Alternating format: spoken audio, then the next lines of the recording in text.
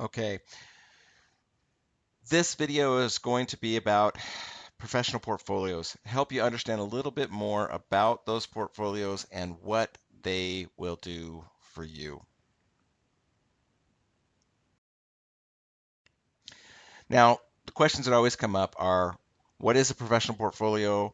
Why a professional portfolio? Why should I have to do it? And how is a professional portfolio created?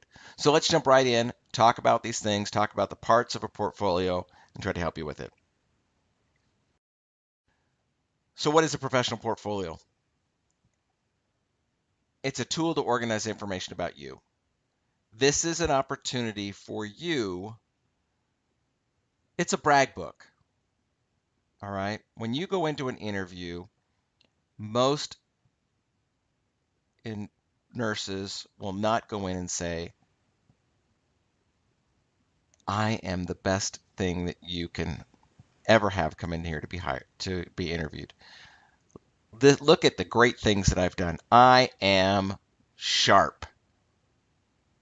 Most people aren't arrogant and do that.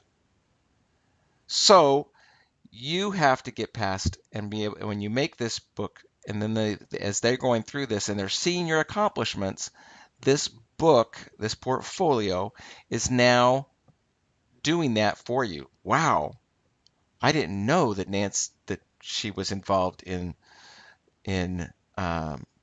organizing the suicide prevention walk, and wow, she has done several presentations on suicide prevention in the schools and at a nursing conference. Those are things you may not bring up normally in a interview, but then when they see this, they're saying this is someone we really want to work on our psych unit or whatever. It's a way to make you stand out above the competition. Now, it's as we said, it's a place for you to store your important papers, and it helps project, as we said, a very professional image of you. And that's why this has to look professional and be professional. This is your career in a binder. All right, why? All right, as we said, we need to put you out and distinguish yourself amongst the crowd. Now, in some areas where there is a nursing shortage, it may not be as huge a deal, but I will counteract that here in just a second.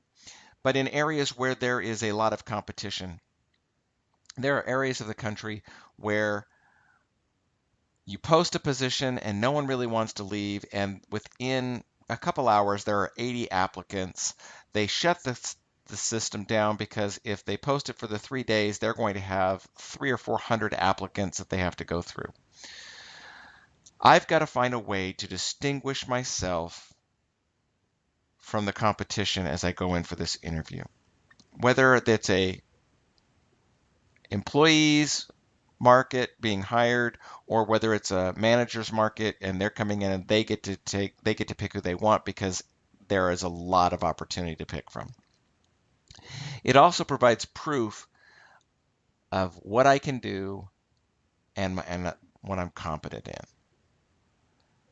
So as we do this, you need to understand when I hire a nurse, and I've hired many nurses over the years, a nurse that comes in with a professional portfolio is anywhere from 5 to 15% higher up on the list than a nurse that doesn't have one. If I have 5 nurses that come in and one that has a professional portfolio and they're all equal, one that comes in with a professional portfolio, I'm probably going to hire the one with the professional portfolio if they're all equal.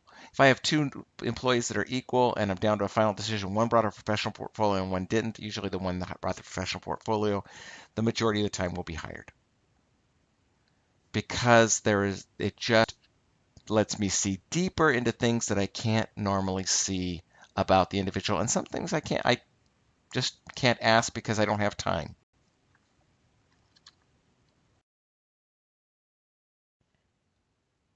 Okay. We talked about it. this, but it's a reflection in action. It gives me a reflection of you and gives me an idea about your future and what kind of employee that you're going to be. Now, developing a professional portfolio. We're going to walk you through how to develop a professional portfolio here. A professional portfolio, when you're first starting out as a nurse, you're not going to have much. So you need to plan for that. I had a nurse who would come through the program, and she'd been a nurse for over 30 years. She ended up with a 4-inch binder. She went out and bought a custom type binder, 4-inch binder, and it was completely full. 4 inches thick of material that she had. Her whole career's in. Some people are like, well, that's overkill. No, it's not. When I come into an interview and I bring in mine's several inches thick, and it's probably close to 3, but it shows my entire career, and it shows things back from 20 years ago, but that's who I am, and it says, oh, shows me a track record of evaluations from my first evaluation as an RN through today. Wow, okay, so I can see how they've progressed and what they've done. And this is why it is so important. So first thing first, get a binder that you can. I've seen some that don't put a cover on them, a slip-in cover and a clear plastic case on the cover, and that's fine. We've given you a template to use to help prepare your binder. Some people want to use it, some people want to modify it, some people want to do their own thing. The biggest thing is having a binder that looks professional, that says this is a professional portfolio. I had a student who came in, brought a 1-inch binder in. It was just plain purple, nothing on it, nothing that told me this was even anything. So if it was on my desk, it would not even stand out as a portfolio or an interview. It would just look like a binder that was set there. By it saying your name and a professional portfolio, it prompts interests. Oh, wow, I want to see this. That's what you need to do first. Get a binder, one that you can slip a cover in. If you want, I had one that had a bound, it was leather, and it had a small little opening on the front so you could see through to the title page that she put inside so you could see your name. Whatever, something that stands out that looks professional, that catches attention. All right, in it, I know this says personal philosophy, but first off, you're going to have your index in it, and your index will tell people where they go. It will be tabbed, and those tabs need to be labeled so that as people, and those tabs need to stick out past the edge of the pages. So you may have to get a little bit of a wider binder, or your dividers that you use, you may have to find tabs that have a little extension on it so that they stick out past the page. And then those pages that say personal philosophy, after that tab, that is slipped into a page protector and put in there. And I recommend that you put page protectors on all your everything in here. That way, as people are with their fingers and going over it, you're not getting smudges and smear and dirt. Also, no original documents should be put into your professional portfolio. Copy it, color copy them and put in or whatever. That way, if your professional portfolio is damaged, I had a student who was walking in and they tripped and they dropped their binder and it opened and it ended in the mud. If those are professional or original documents, they're ruined. I keep my original documents in a safe at home or in a filing cabinet. You can keep them in or whatever, something so that they're together. And then if one needs to be replaced, then you can replace it. But a personal philosophy is one of the first things you do. And this is what nursing means to you. It needs to be about 2 to 4 paragraphs long, and it needs to represent what you believe, your values, your beliefs. Put what is most important to you first in it. Go down through it. And make it personal. This gives me a 3D picture of you. Make it pop. Make it stand out. Make it meaningful. Some people will also call this a career statement. I had one. Now, I don't want a 5-page document because that's going to be too long, and I'm not going to read it. But I had a student who went in and talked about as a child that they were ill and they saw this nurse and this nurse took care of them and what a wonderful job they did and inspired them to become a nurse. All right. And what nursing really is. What I see sometimes in personal philosophies, nursing is about caring for patients. It is about giving. It is caring. It is providing for others in a time of need. Nurses work very hard. That's not what I want to hear. My teaching philosophy for when I came to work for UVU, I put in there about my first teaching position when I was 16 at a Boy Scout camp. I was teaching merit badges, and it prompted me to love to teach. As I was able to teach others and see a change in their life, it allowed me to develop into a better teacher. Now, there is a saying that you teach a man or you give a man a fish and you feed him for a day. You teach a man to fish and you feed him for a lifetime. That is my philosophy. If I can teach and make a difference in a student's life and help them to now have a desire or passion to be better or to be able to provide this skill for someone else, then I have succeeded. There's a difference in those two. Make it personal. If you want to use a quote from someone that inspired you to become a nurse, then that's great. But don't just tell me what a nurse does.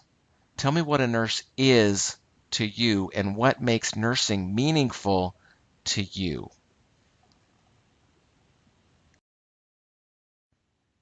Now, professional accountability plan. Professional accountability plan is a 5-year plan.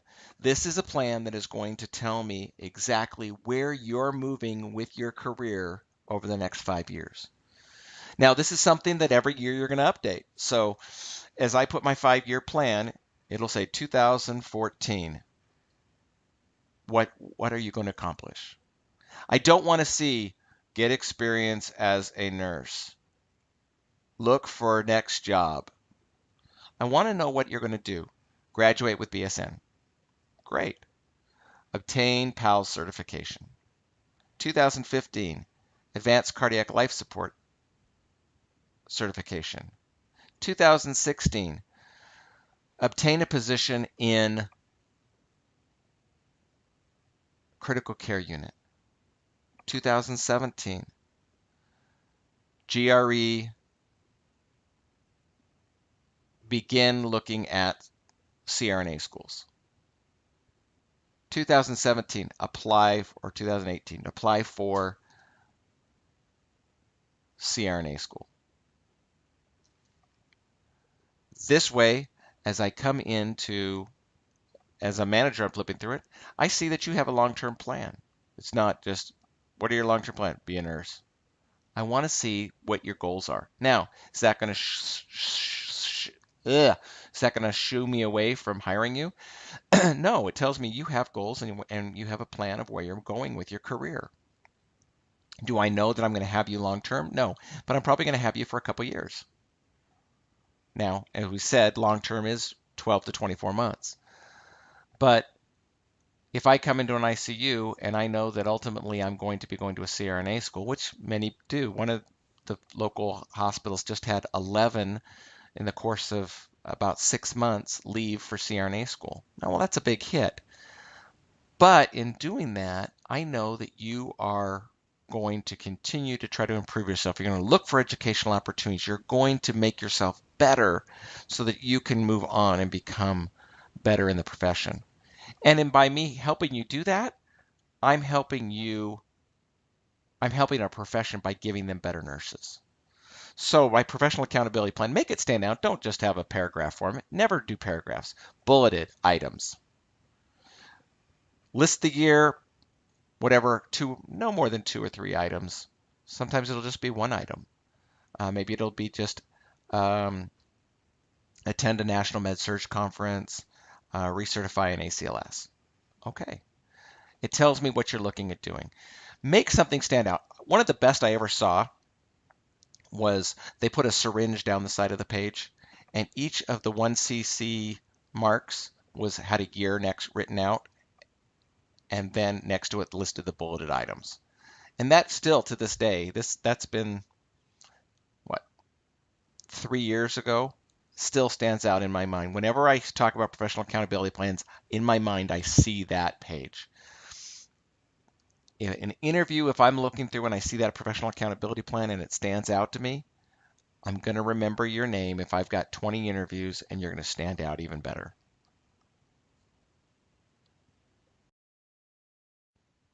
That's the end of part one of this lecture. Take a break, walk around, and hopefully this will help you a little bit more with understanding about professional portfolios.